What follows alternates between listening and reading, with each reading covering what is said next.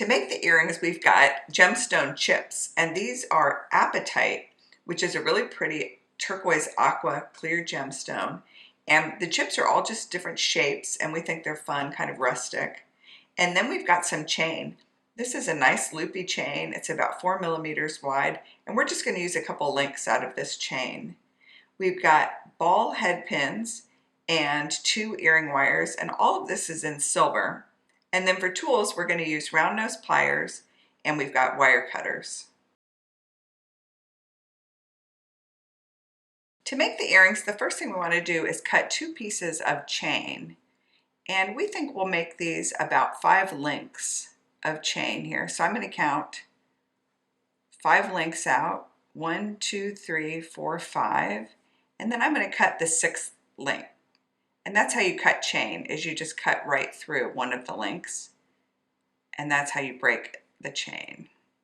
I'm going to cut through that, and you just throw away that broken one.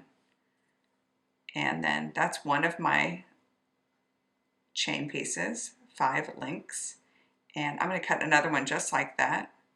I'm going to hold it here and count 1, 2, 3, 4, 5, and cut the 6th one. Just cut right through that. And then I can use that rest of that chain for another project. Here's our 2 little pieces. And next I want to take the head pin and feed on some of these beautiful gemstone chips. These are apatite gemstone chips. They're all different shapes, and they're made out of sort of leftover pieces of apatite, so they're very inexpensive. All the gemstone chips are inexpensive compared to their faceted counterparts. So we like them. We can afford them and use them for lots of things. So we thought this is pretty to use some gemstone chips here. Put about 3 on the head pin. And you can just try out different ones on here because they're all different shapes. When you get 3 that you like together, like these look great together, then we'll make a wrapped loop in the top of this head pin. So to do that, I've got my round nose pliers. I'm going to pinch the head pin right above the last bead, and I'm going to make a 90-degree bend in the wire. I'm going to reposition the pliers to the top of that 90-degree bend, and I'm going to make a partial loop by going over the top jaw of the pliers. Then I have to reposition so the lower jaw is in that loop. That way I can finish going all the way around to make a complete loop. There's the loop I have in my head pin now.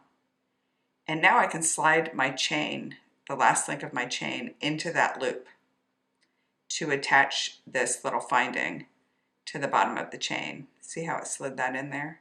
Now I can wrap the loop by grasping across the ring that I just made, and then I pull the tail around the head pin wire right above that last bead 2 times like that.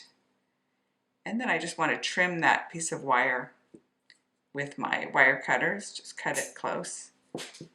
And then to finish this earring, I'm going to take my earring wire and slide it in to the top link in the chain, slide that down into that loop, and then I just want to press this closed a little bit.